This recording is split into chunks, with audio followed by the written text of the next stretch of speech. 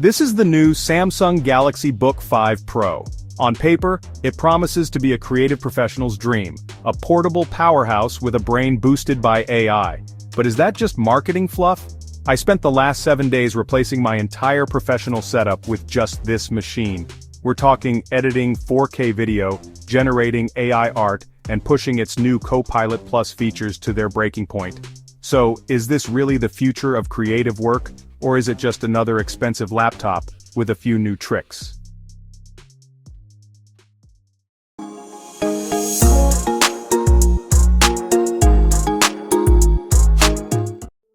The laptop in front of me is Samsung's latest flagship, the Galaxy Book 5 Pro, and it arrives with some seriously bold claims. It's part of a new wave of devices called Copilot Plus PCs, which have been designed from the ground up for artificial intelligence. It's running Intel's brand new Core Ultra Series 2 processor, which packs a dedicated chip, or NPU, just for boosting AI. Samsung claims this whole combination creates a transformative experience, especially for creators, so naturally, I decided to put that to the ultimate test. For 1 full week, this was my only computer. No desktop, no safety net. I took on my complete creative workload to see if the promise actually holds up in the real world.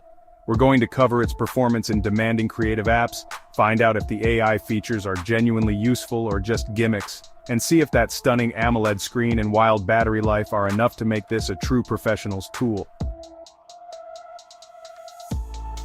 The first thing you notice when you pick up the 16-inch Galaxy Book 5 Pro is just how light it is.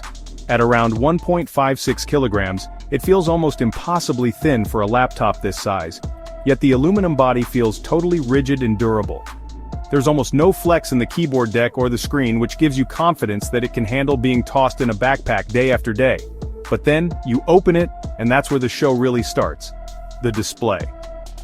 Samsung is known for its screen tech, and this does not disappoint. We're talking about a 16-inch dynamic AMOLED 2X touchscreen with a crisp 2880 by 1800 resolution. The colors are just stunningly vibrant. It covers 120% of the DCI-P3 color gamut, which is a fancy way of saying it displays an incredibly wide and accurate range of colors, something that's absolutely critical for photo and video editing.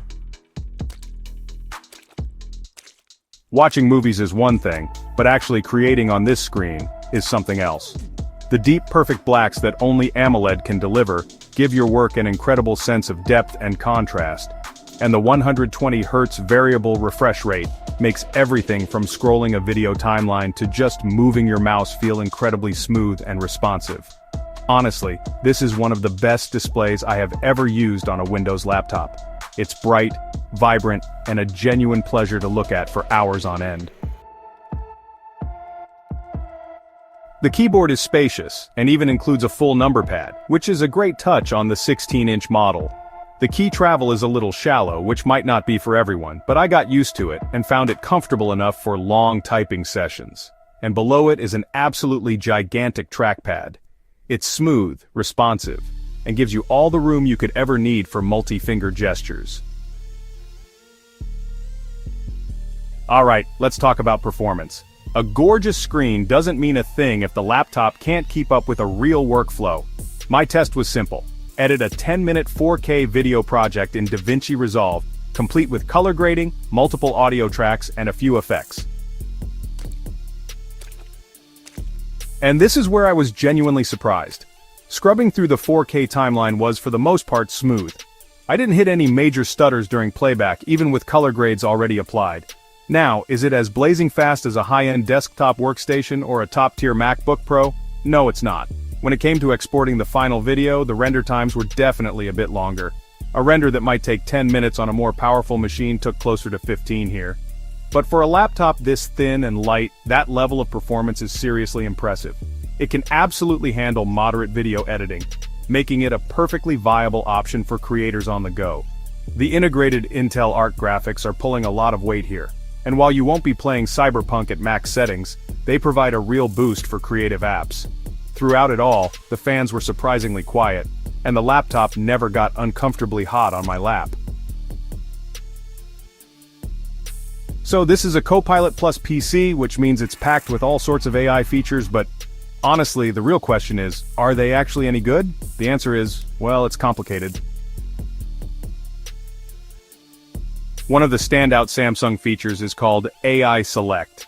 Basically, you can circle literally anything on your screen, like text in a picture or maybe a product in a YouTube video, and it'll instantly search for it. It's sort of like having Google Lens for your entire PC, and yeah, it's incredibly useful.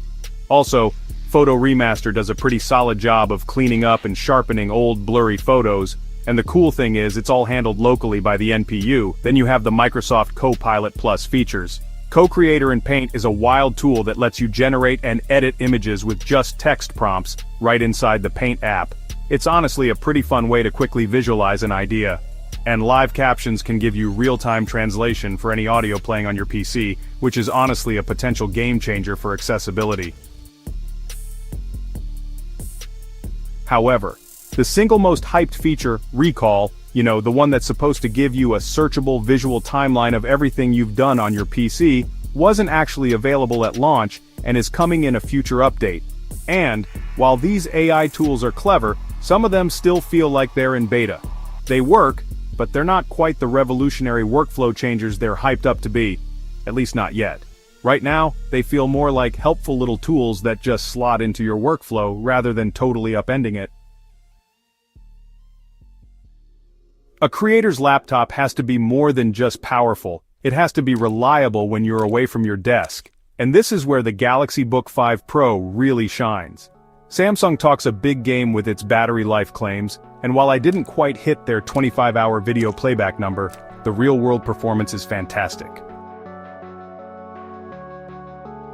On a single charge, I consistently got between 12 and 14 hours of mixed use. That's browsing, writing, emails, and streaming music. When I was editing video, I could still get a solid 6 to 7 hours of work in before needing to find an outlet, which is more than enough to get through a long meeting or a flight. When you do need to charge, the small 65-watt charger gets you back to about 35% in just 30 minutes. The efficiency of this new Intel chip is really on display here, as it barely sips any power on standby, which is a huge improvement over older Windows laptops. As for ports, Samsung didn't cheap out. You get two modern Thunderbolt 4 ports, a classic USB-A port, a full-size HDMI 2.1, a headphone jack, and even a micro SD card reader, something every photographer and videographer will be happy to see. After a week of pushing this thing to its limits, I have a pretty clear picture of what's great about it, and what's not. Pros first, that display is just phenomenal. The 16-inch 3K AMOLED panel is one of the best you can get on any laptop, making it perfect for color-sensitive work. Second, the battery life is a true standout. You can actually leave the charger at home for a full day of normal work and not worry about it. Third, it strikes an amazing balance between performance and portability. It's light enough to carry everywhere but has enough muscle for real creative tasks like video editing. And finally, the AI features, while new, show a ton of promise and already have some genuinely useful tricks that can speed things up. On the flip side, while the performance is great for a thin and light, it just can't compete with the raw power of beefier creator laptops or those high-end MacBook Pros when it comes to heavy-duty 4K exports or complex renders. Next, the webcam is just fine. In an age of constant video calls, a higher quality camera would have been a big plus. It also doesn't have an IR camera for Windows Hello Face unlock, so you're kinda stuck with the fingerprint scanner. And finally, the AI ecosystem is still very new. The tools are promising, but honestly, some of the biggest features just weren't ready for day one, and it all feels a bit like a work in progress. So, who should actually go out and buy the Samsung Galaxy Book 5 Pro? If you're a full-time video editor or 3D artist who needs the absolute max performance for rendering huge projects all day every day, this probably isn't going to be your main workhorse. You'll still want a more powerful, dedicated machine for that. But if you're a hybrid creative, a photographer, graphic designer, YouTuber, or content creator who needs a powerful and portable machine with a top-tier display and battery that lasts all day, then this is an incredibly compelling choice. It's for the professional who values being able to work from anywhere without making huge sacrifices on performance. And if you already use a Samsung phone or tablet, the ecosystem integration is a massive bonus. Being able to drag and drop files, answer calls, and use your phone's apps right on the laptop is just incredibly convenient. The Samsung Galaxy Book 5 Pro aimed to be the future of creative work, and in a lot of ways, it really succeeds. It's not a perfect machine, but it's a huge step forward for Windows laptops. It blends a beautiful design, a best-in-class screen, incredible battery life, and solid performance with a suite of AI tools that are genuinely interesting. It proves you don't need a heavy, clunky machine to get serious creative work done on the move.